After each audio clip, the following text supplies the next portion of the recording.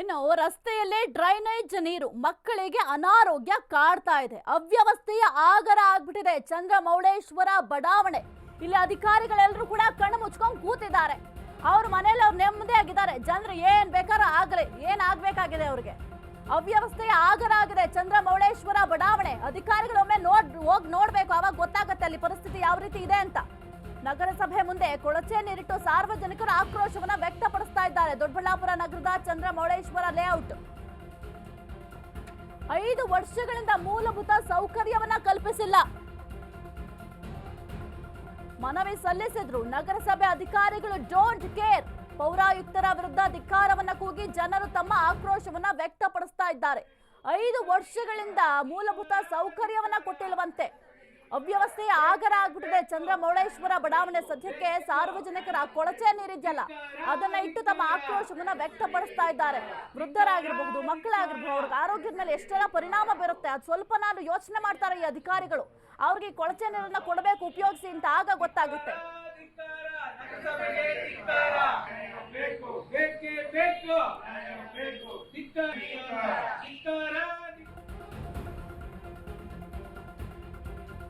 ಮೂಗ್ ಮುಚ್ಕೊಂಡೇ ಓಡಾಡಬೇಕಾದ ಪರಿಸ್ಥಿತಿ ನಿರ್ಮಾಣ ಆಗಿದೆ.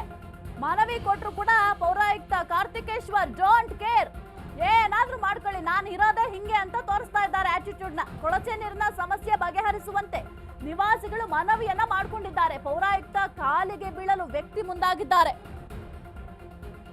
ದೂರು ಕೊಡಲು ಬಂದ ವ್ಯಕ್ತಿ ಮೇಲೆಯೇ ಕೂಗಾಡಿದ್ದಾರಂತೆ. ಅವ್ರಿಗೇನಾಗ್ಬೇಕು, ಕೂಗಾಡ್ತಾರೆ. ಆಶ್ವಾಸನೆ ಕೊಡದೆ ಪ್ರತಿಭಟನಾಕಾರರ ಮೇಲೆ ಕೂಗಾಟ ನಡೆಸಿದ್ದಾರಂತೆ.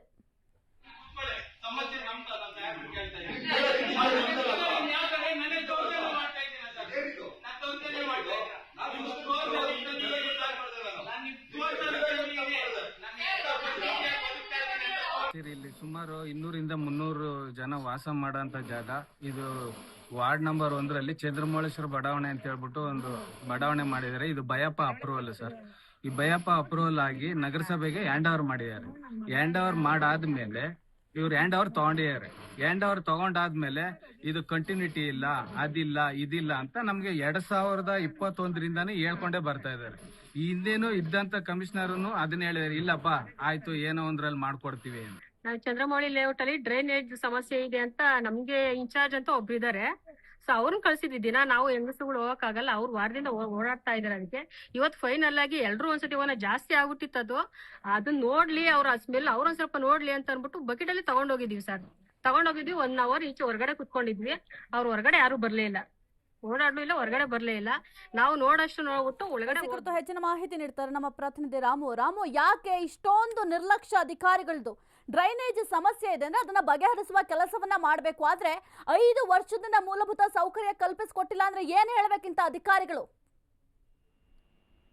ಖಂಡಿತವಾಗ್ಲೂ ಸಾಹಿತ್ಯ, ಏನೋ ಒಂದು ನಗರಸಭೆ ಅಧಿಕಾರಿಗಳ ಬೇಜವಾಬ್ದಾರಿ ಹಾಗೂ ನಿರ್ಲಕ್ಷ್ಯಕ್ಕೆ ಒಂದು ವಾರ್ಡಿನ ಒಂದು ವ್ಯಕ್ತಿಗಳು ಹೈರಾಣ ಆಗಿರುವಂತದ್ದು. ಏನೋ ಒಂದು ಜನ ಮರಳು ಜಾತ್ರೆ ಮರಳು ಅನ್ನೋಂತ ನಿಟ್ಟಿನಲ್ಲಿ ಏನು ಕಂದಾಯ ಕಟ್ಕೊಳ್ಳೋದಾಗ್ಲಿ, ಒಂದು ಟ್ಯಾಕ್ಸ್ ಕಟ್ಸ್ಕೊಳ್ಳೋದಾಗ್ಲಿ ಒಂದು ಮುಂದೆ ಬರ್ತಾರೆ. ಸೊ ಟ್ಯಾಕ್ಸ್ ಕಟ್ಟಿ ಮತ್ತೆ ಪರ್ಮಿಷನ್ ತಗೊಳ್ಳೋದಕ್ಕೆ ಇಂತಿಷ್ಟು ಹಣ ಅಂತೇಳಿ ತಗೊಳ್ಳೋವಂಥದ್ದಕ್ಕೆ, ಅಭಿವೃದ್ಧಿ ಪಡಿಸೋದು ಅಂತ ನಿಟ್ಟಿನಲ್ಲಿ ಹಣ ತಗೊಳ್ಳೋವಂಥದ್ದಕ್ಕೆ ಅಧಿಕಾರಿಗಳು ಮುಂದೆ ಬರ್ತಾರೆ. ಆದ್ರೆ ಸಮಸ್ಯೆಗಳು ಹೇಳ್ಕೊಂಡು ಮುಂದೆ ಹೋದ್ರೆ ಯಾರು ಕೂಡ ಒಂದು ಇವರ ಒಂದು ಕಷ್ಟಕ್ಕೆ ಸ್ಪಂದಿಸದೆ ನಿರ್ಲಕ್ಷ್ಯ ವಹಿಸುವಂತ ನಗರಸಭೆ ಅಧಿಕಾರಿಗಳಂತಾನೆ ಹೇಳ್ಬೋದು.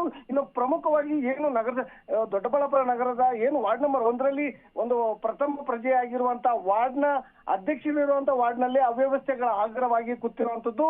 ಇನ್ನು ಏನು ಡ್ರೈನೇಜ್ ವಿಚಾರವಾಗಿ ಹಲವಾರು ಬಾರಿ ಪ್ರತಿಭಟನೆ ನಡೆಸಿ ಒಂದು ಮನವಿ ನೀಡಲು ಕೂಡ ಯಾರು ಕೂಡ ಇಲ್ಲಿ ತನಕ ಅದ್ರ ಬಗ್ಗೆ ಚಕ್ಕಾರು ಕೂಡ ಎತ್ತೋಲ್ಲ.